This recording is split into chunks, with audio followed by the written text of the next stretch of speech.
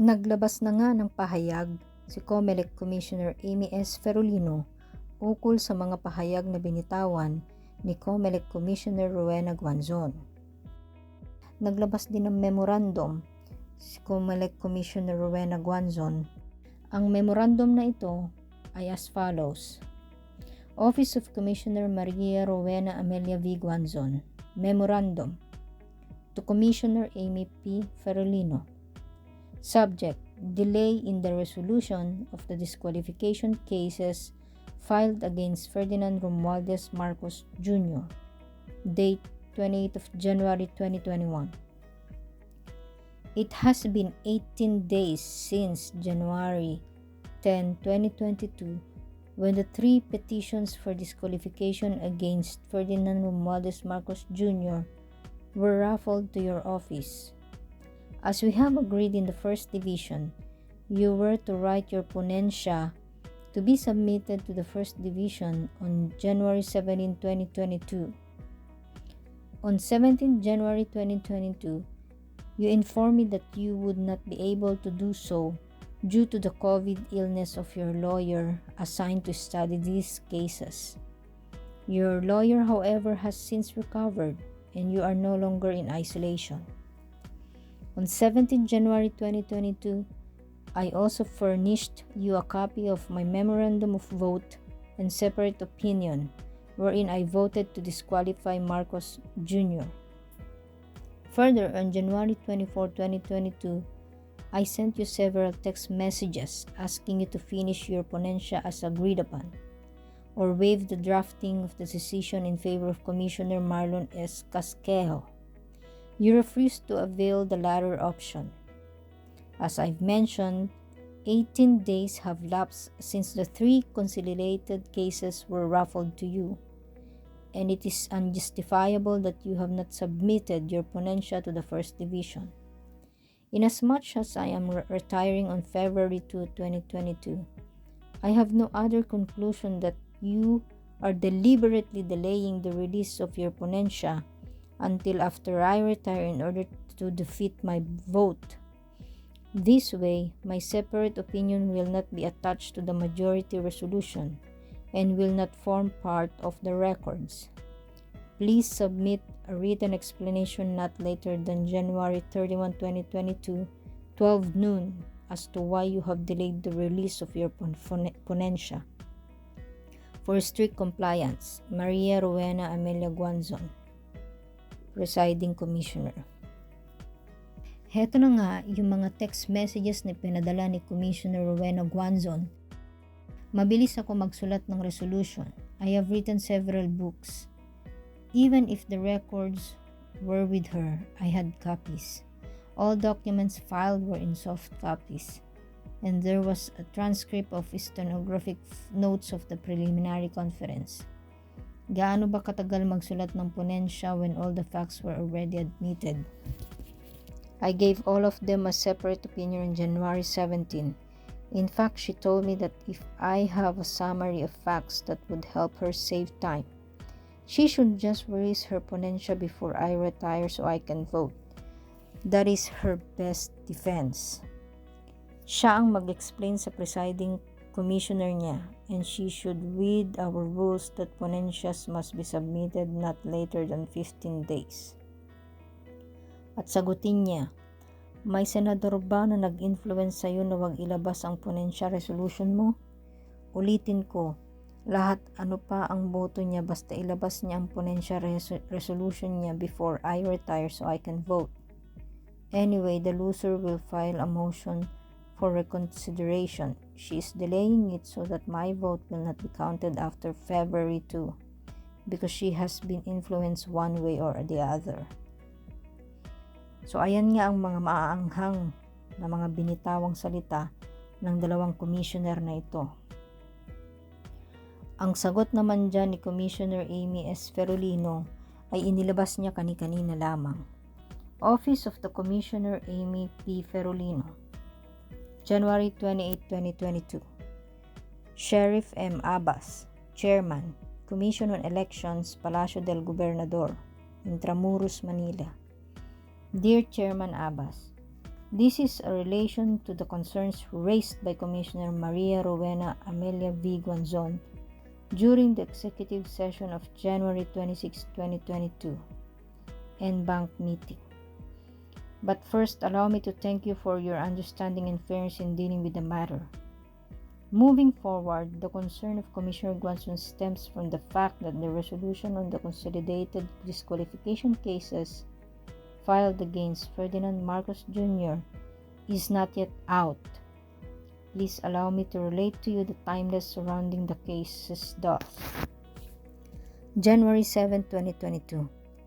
Preliminary conference was held. January 10, 2022.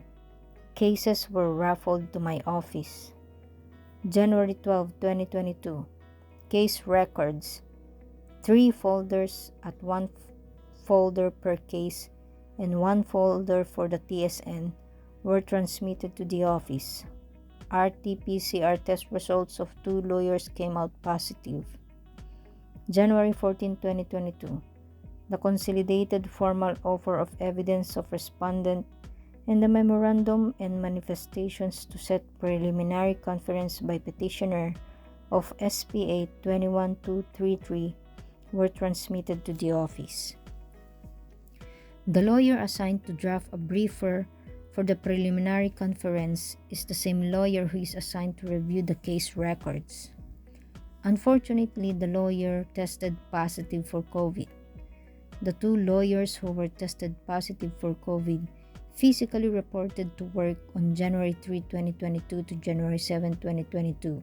Hence, most of my staff are close contacts, including me, who physically reported to work and attended the preliminary conference on January 7, 2022. Initially, Commissioner Guanzon announced on Twitter that the case is set to be promulgated on January 17, 2022. It was Twitter and not the commissioners who first knew of the promulgation date. Given the above timelines, it is beyond the bounds of possibility to draft a comprehensive and well-reviewed resolution of the 3 cases in 3 days.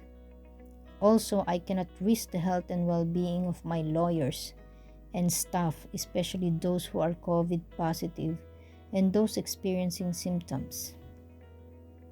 Contrary to the presiding commissioner's claim, I truly say that there was no internal agreement between and among the First Division commissioners that the promulgation of the resolution on the Marcos case is set on January 17, 2022.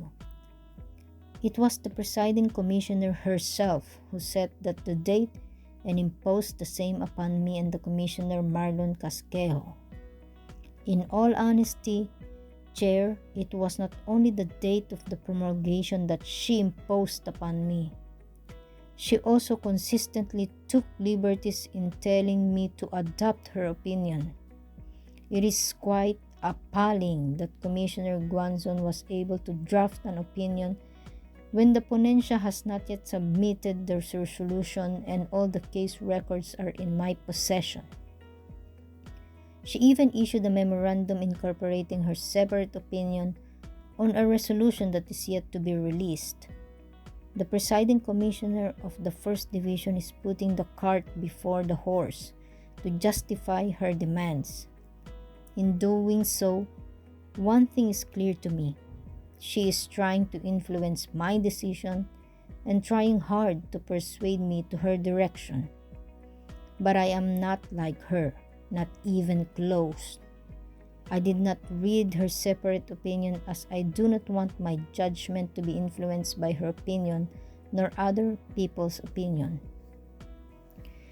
With all due respect, the unavailability of the resolution after 12 days when the last pleading was forwarded to our office is not undue delay. If there is really a delay, it was the setting of the case for preliminary conference. The preliminary conference could have been set on an earlier date, but the same could not be done to accommodate the presiding commissioner's caprices. The schedule of the proceeding was adjusted in time for her arrival in Manila because she wanted to personally take part in the proceeding that is to be broadcasted live on Facebook.